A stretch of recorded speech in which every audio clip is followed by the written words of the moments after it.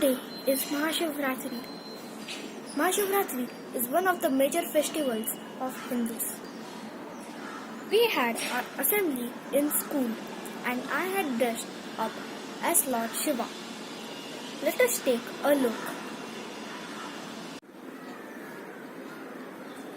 मैं देवों का देव महादेव हूँ। लोग मुझे नीलकंठ के नाम से भी जानते हैं। कथक और भरतनाट्यम करते समय मेरी मूर्ति उधर रखी जाती है, उसे नटराज कहते हैं।